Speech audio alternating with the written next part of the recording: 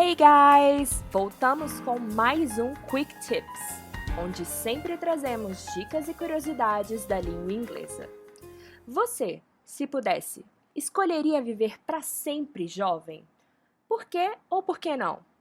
A nossa vida é cheia de questionamentos diferentes, mas esse é um dos que mais nos segue durante a vida.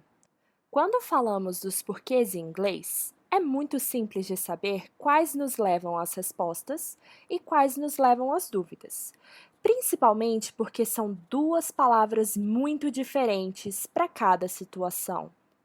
Quando temos uma resposta, uma explicação, a palavra correta seria because, como no exemplo: I love the Beatles because I love rock and roll. Já quando temos uma pergunta, nós usamos a palavra why, como podemos ver nesse trecho da música Forever Young, da banda Alphaville. Why don't they stay forever young? E você? Acha que é possível ficar jovem para sempre? Deixe sua opinião nos comentários. See you!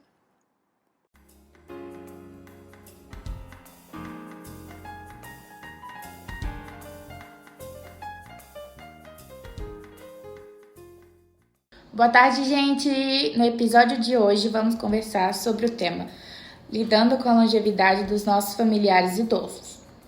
A gente sabe que com o passar dos anos, o número de idosos no Brasil aumentou muito. Para se ter uma ideia, em 2019, esse número era de 32,9 milhões de idosos. Atualmente, o número de pessoas com mais de 60 anos já ultrapassou o de crianças com até 9 anos aqui no nosso país.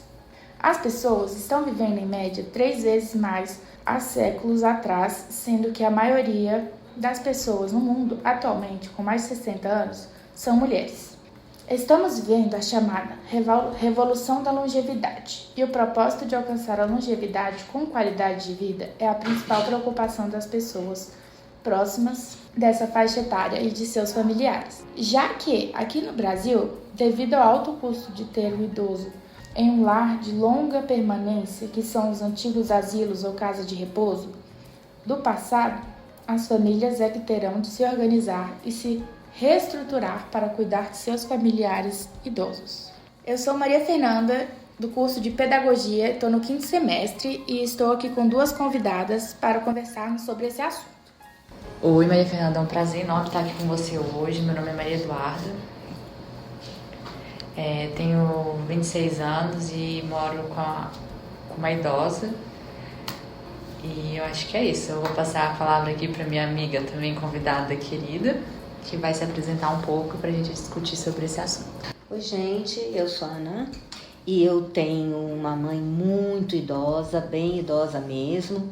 E eu tive que aprender, né, a lidar, adaptar a casa, adaptar a minha vida e a vida do resto da minha família para a gente poder cuidar dela com carinho, né? Providenciando tudo o que ela necessita. E foi difícil no princípio, tá? Mas a gente já acabou dando conta. Pegando um pouco da sua fala, Ana Maria, a gente também lá em casa, né? A gente tem uns cuidados com o idoso lá em casa. O banheiro lá de casa, por exemplo, tem aquelas achinhas, sabe, na lateral do banheiro? Para poder sentar. E temos também a cadeira de rodas, especial para levar ao banheiro, voltar. A gente teve que tirar também as portas do quarto dela, porque não tinha como. A cadeira, né, não é acessível aos apartamentos que não são próprios para pessoas idosas, né, e tudo mais. A gente teve que fazer uma modificaçãozinha, mas de resto, assim, ela tem as cuidadoras e tudo mais. O que você pode acrescentar nessa?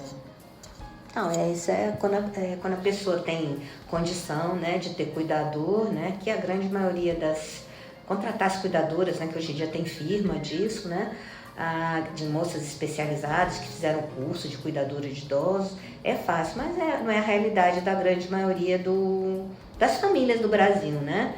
A maioria das famílias do Brasil, elas mesmas têm que se reestruturar, como você disse, Maria Fernanda, no início dessa entrevista, né? Essa nossa conversa, elas têm que se reestruturar para dar conta de fazer cada filho fazer papel de cuidador, né? Mas tem vários filhos, né? Aí tem com vários filhos. Não tem disponibilidade, né? De ficar 24 horas com as mães. Faz uma escala, a gente procurou fazer uma escala, tá?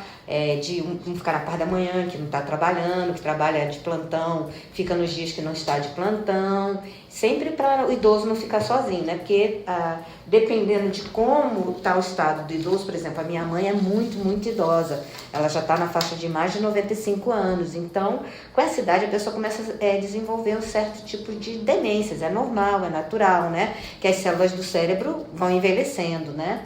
Então você sabe que o idoso ele não pode ficar sozinho, né? Até os vizinhos podem até delatar você, né? Porque é o abandono de incapaz. E o idoso não dá para ficar sozinho, ainda mais que ele está com Alzheimer, com uma demência, né? É confuso. E você tem que estar sempre com aquele cuidado. Então ele não pode ficar sozinho nunca. Por isso que a família tem que começar a se organizar para sempre ele estar acompanhado.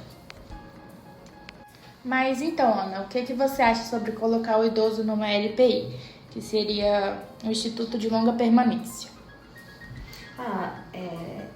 Como a gente já conversou antes, tem poucos aqui no Brasil, acho que a grande maioria fica em São Paulo, e o custo deles é muito alto, né?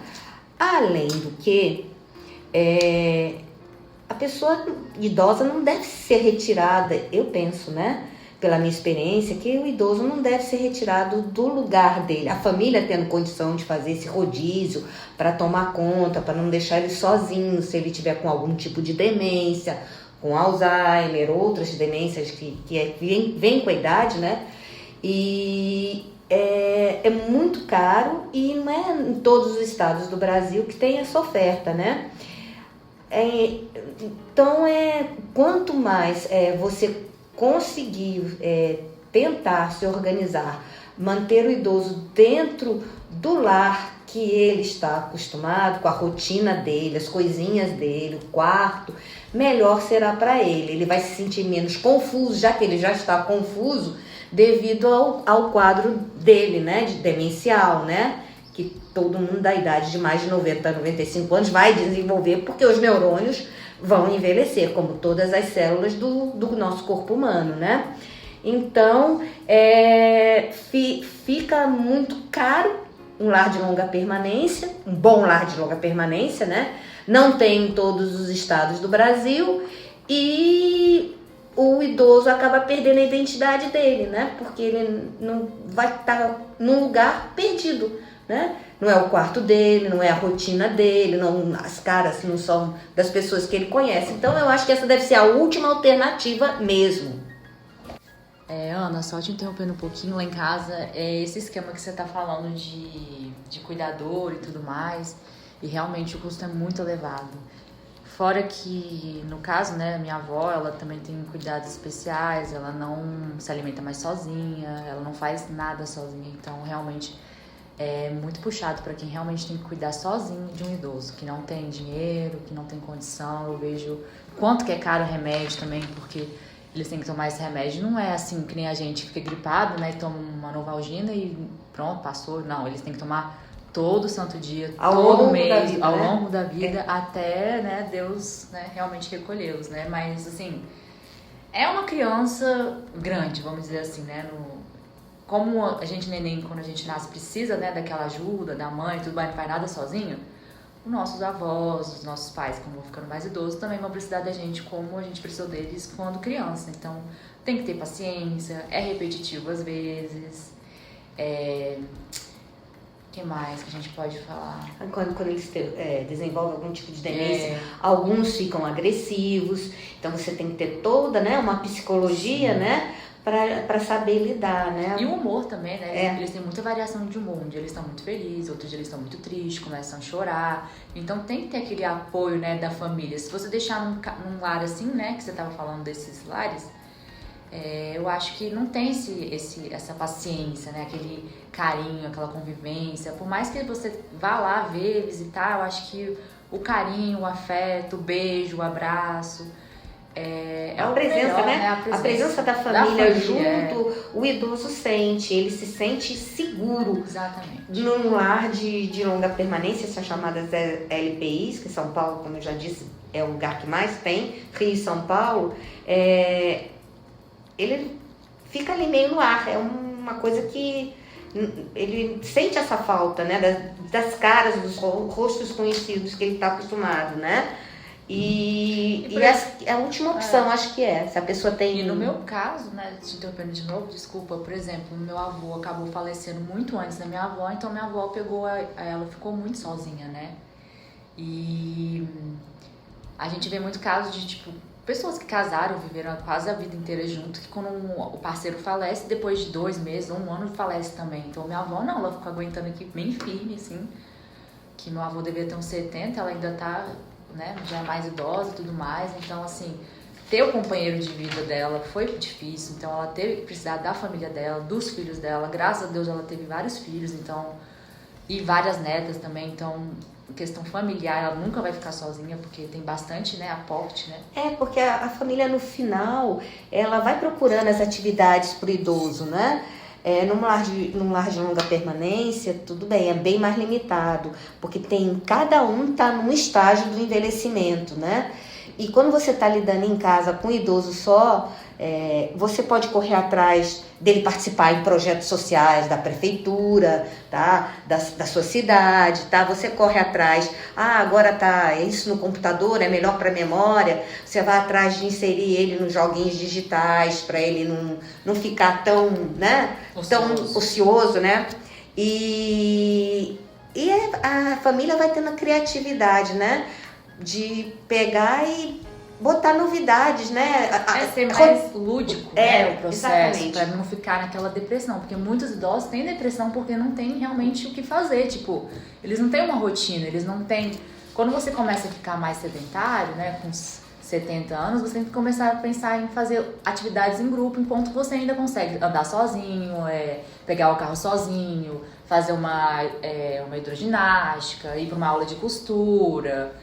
jogar bingo, andar, correr, você tem que começar a movimentar para você não ficar triste, porque conforme vai passando o tempo, você vai perdendo amigos, familiares, tios e tudo mais, e isso vai afetando o idoso, ele vai começando a sentir na pele que realmente vem a hora dele, e não é para ser uma coisa ruim, é para ser uma passagem boa, tranquila, de qualidade, né? Tem que ser vivida, né? O envelhecimento, ele tem que ser vivido com fases, tem que respeitar, tem que ter paciência. Tem que se organizar. Se organizar. Ele tem que sentir que está seguro, eu penso, né? Ele tem que sentir que está seguro, que tem quando ele está convivendo com a família, vem um neto, vem um bisneto, vem um filho. Essa intergeracionalidade que eles chamam, né? Que tem dentro de um lar, da família, é muito importante para o idoso, porque ele escuta uma coisa do neto, ele vê um celular modelo novo com outro, então ele vai participando do mundo, ele interagindo, e quando ele é excluído disso, fica sozinho num lar que tem várias pessoas e não é bem cuidado. Ele fica preso numa realidade totalmente não realidade. Não dele, né? Ele não é dele, ele fica preso naquela realidade do lar que ele está, do lar de longa permanência que ele está. Então, é por isso que a família é muito importante nessa fase do idoso, tá? Para dar esse suporte para ele, né? Ele se sentir querida. Minha mãe, eu vejo que ela se sente querida e tudo. Hoje em dia, ela não consegue mais andar, mas ela gosta de sentir o carinho, né? Que é o mais importante. O carinho e a paciência, porque realmente precisa ter muita paciência para lidar com o idoso. Uns ficam teimosos, outros agressivos, né? Outros repetitivos, né? Realmente começa com agressividade, repetição. Aí depois, quando vai ficando mais velhinho, lá no finalzinho assim, né? Eles ficam mais tranquilos, mais sentidos, mais chorosos, mais carinhosos. Quem não era carinhoso, fica carinhoso. Quem não falava palavrão, fala palavrão. Então, assim, cada eles um mudam... você não pode dizer, você é uma idosa puritana, você é uma idosa boazinha. Não, né, Maria Fernanda? Às vezes a gente não sabe o que esperar, né?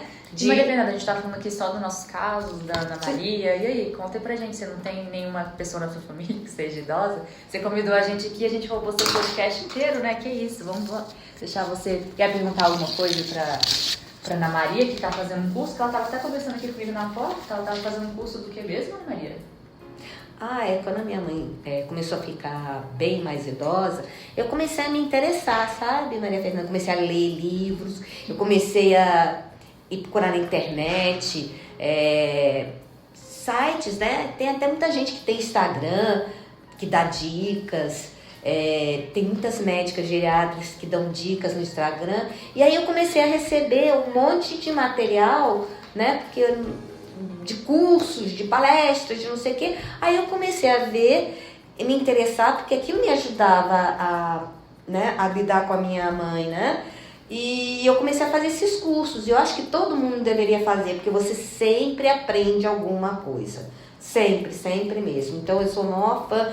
Começa, revira no Instagram, na internet, no Facebook. Tem cursos muito pequenos também. Os cursos são tudo online hoje em dia, né? Atualmente é tudo online. E você vê, se inscreve. A maioria são gratuitos. Tem grupos, né, que vocês podem trocar informações também. Tem grupos do parente que tem Alzheimer. Pra você não tá sozinha nesse momento da vida. E você tá acompanhado de outras pessoas que estão com os mesmos problemas ou estão com outros problemas relacionados às pessoas idosas, então acho bacana trocar esse conhecimento, porque eu acho que não se sentir só nesse momento, já que é tão assim, né, delicado, ter outras pessoas, eu acho bacana também. É muito importante. Trocar nessas porque às vezes você acha que só está acontecendo com você, sua mãe não é mais a mesma pessoa que era, seu pai não é mais a mesma pessoa, ficou uma pessoa diferente, tudo.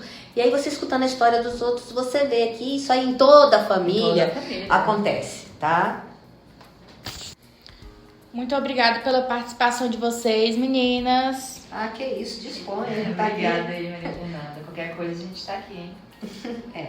Então, podemos concluir que o caminho para lidar com essa situação que toda família provavelmente vai passar, mesmo porque a expectativa nossa de vida está em torno de mais de 75 anos e atualmente todas as famílias precisam se preparar porque vão passar por esse processo de envelhecimento.